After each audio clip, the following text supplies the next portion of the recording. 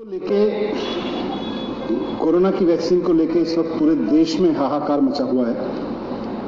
सारे देश में राज्य सरकारें इंतजार कर रही हैं कि कब उनके लिए वैक्सीन मिले और कब वो अपने पूरी आबादी को वैक्सीनेट करने का काम शुरू करें तेजी से। आज हालात ये हो गए हैं लेकिन केंद्र सरकार की मिसमैनेजमेंट की वजह से कि युवाओं की वैक्सीन देश में किसी भी राज्य को नहीं मिल रही। 18 से 44 साल के युवाओं की वैक्सीन देश में जहां भी थोड़ी थोड़ी सप्लाई हुई थी सब लगभग खत्म हो गई और सरकारों को 18 से 44 साल वाले युवाओं के लिए जो वैक्सीन के सेंटर लगाए थे वो सब बंद करने पड़ रहे हैं। दिल्ली में बंद हो गए। केंद्र सरकार ने कल हमको बताया है कि अब युवाओं की जो वैक्सीन है वो जून में मिलेगी और 10 जून से पहले नहीं मिल पाएगी। वो भी बहुत लिमिटेड सी सप्लाई मिलेगी। दिल्ली में हमने केंद्र सरकार को कहा था कि दिल्ली में हमें वैक्सीन उपलब्ध करा दीजिए। हम 3 महीने में पूरी दिल्ली की एक एक व्यक्ति को वैक्सीन लगवाना चाहते हैं ताकि एक कोरोना का साइकिल टूट जाए, उसका चक्र टूट जाए।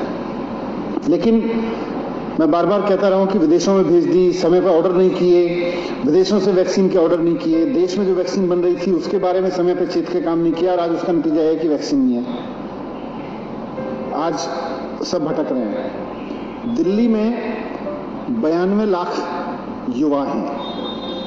ये जो 18 से 45 साल की उम्र के युवा हैं, इनकी संख्या दिल्ली में 92 लाख है।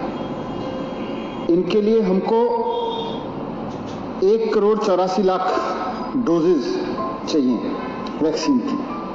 सेंट्रल गवर्नमेंट ने हमें अप्रैल में केवल 4.5 लाख डोज दी। 1,84,00,000 चाहिए। अप्रैल में केवल 4.5 लाख डोज दी। मई में 3,67,000 डोज दी और जून में करीब 5.5 लाख डोज देने का एस्टिमेट दिया है। वो भी अभी 10 जून से देंगे।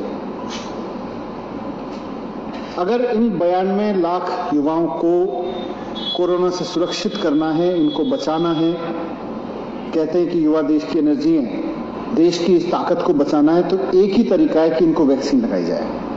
एक ही तरीका है कि एक एक युवा को वैक्सीन उपलब्ध कराई जाए और उसको दोनों डोज लगा के उसको सुरक्षित घोषित कर दिया जाए। लेकिन केंद्र सरकार कुंडली मार के वैक्सीन के डिस्ट्रीब्यूशन पे बैठी है। कहने के लिए तो कह रही है, हमने राज्य सरकारों को कह दिया है कि खुलेआम ले लीजिए, आप खरीद लीजिए, लेकिन उसके बाद संख्या तय कर रही है कि आप 50,000 से ज्यादा नहीं खरीद सकते, आप 1 लाख से ज्यादा खरीद नहीं सकते, आप 1.5 लाख से ज्यादा खरीद नहीं सकते। कुंडली मार के बैठी है पूरे वैक्सीन डिस्ट्रीब्यूशन पे। दिल्ली सरकार वैक्सीन लगाना चाहती है युवाओं को, केंद्र सरकार उसको रोक रही है। मैं केंद्र सरकार से पूछता हूं कि अगर दिल्ली सरकार अपने दिल्ली के युवाओं को वैक्सीन लगाना चाहती है तो आपको उसमें प्रॉब्लम क्या है? केंद्र सरकार से मैं पूछना चाहता हूं कि दिल्ली सरकार जब आपसे कहती है हमें अपने युवाओं को वैक्सीन लगानी है तो आप कहते हो हमारे पास वैक्सीन नहीं है। प्राइवेट हॉस्पिटल उसे यूथ को महंगे दाम पे वैक्सीन लगाने के लिए जब कंपनियों से वैक्सीन खरीदता है तो केंद्र सरकार उसको वैक्सीन दिलवा देती है। ये क्या सेटिंग है? मतलब राज्य सरकार अगर युवाओं के लिए वैक्सीन मांगे तो केंद्र सरकार कहती है कि वैक्सीन नहीं है, वैक्सीन कंपनियां वैक्सीन नहीं बना पा रही, वैक्सीन कंपनियों के पास वैक्सीन उपलब्ध नहीं है। उन्हीं कंपनियों से केंद्र सरकार प्राइवेट हॉस्पिटल्स को वैक्सीन दिलवा रही है क्योंकि प्राइवेट हॉस्पिटल्स महंगे दाम पे फिर उन युवाओं को लगा रहे हैं। जो वैक्सीन राज्य सरकार फ्री में लगाना चाहती है अपने युवाओं को, वो वैक्सीन प्राइवेट हॉस्पिटल 1,000 रुपए में, 1,200 रुपए में लगवा रहे हैं। तो राज्य सरकार कहती है हमें अपने युवाओं को वैक्सीन लगानी है तो केंद्र सरकार कहती है हमारे पास वैक्सीन नहीं है, कंपनियों के पास वैक्सीन नहीं है। प्राइवेट हॉस्पिटल्स को लगातार वैक्सीन उपलब्ध कराई जा रही है ताकि वो 1,200 रुपए में लगा सकें, 1,000 रुपए में लगा सकें। मैं पूछना चाहता हूं केंद्र सरकार से कि अगर सरकार के लिए वैक्सीन नहीं है, अगर राज्य सरकारों के लिए केंद्र सरकार के पास युवाओं को देने के लिए वैक्सीन नहीं है तो फिर प्राइवेट हॉस्पिटल्स को महंगे दाम पे देने के लिए वैक्सीन कहां से आ रही है? अगर केंद्र सरकार कहती है कि वैक्सीन कंपनियां उतनी वैक्सीन नहीं बना पा रही हैं कि राज्य सरकारों को एक मुश्त बड़े पैमाने पर दी जा सके, तो ये बड़े पैमाने पर देने के लिए प्राइवेट अस्पतालों के लिए वैक्सीन कहां से आ रही है? केंद्र सरकार इसका जवाब दे। क्या केंद्र सरकार ने केवल राज्य सरकारों को वैक्सीन देने पर रोक लगाई है? क्या केंद्र सरकार ने प्राइवेट अस्पतालों की किस राज्य को कितनी वैक्सीनेशन दी जा रही है, इस पे कोई राशनिंग नहीं है, इस पे कोई रेगुलेशन नहीं है। केंद्र सरकार पूरा डेटा रखे, किस राज्य को कितनी दी जा रही है, केंद्र सरकार प्राइवेट अस्पतालों को कितनी वैक्सीन दिला रही है, ये सारा डेटा केंद्र सरकार को रखना चाहिए। एक तो ये मुद्दा मुझे वैक्सीन के संबंध में रखना था। दूसरा, कल जीएसटी की मीटिंग हुई, जीएसटी काउंसिल की मीटिंग हुई। जीएसटी काउंसिल ये तय करती है कि देश में किस चीज पर कितना टैक्स लगेगा। दिल्ली की ओर से मैंने दिल्ली के वित्त मंत्री के रूप में मांग रखी कि वहां पर vaccine, oxygen concentrator, oximeter, PP kits, testing kits जैसी जितनी चीजें हैं, ऑक्सीजन सिलेंडर्स, लेकिन मूल रूप से वैक्सीन, इसको सबको टैक्स फ्री कर दिया जाए, इस पर जीएसटी का रेट 0 कर दिया जाए।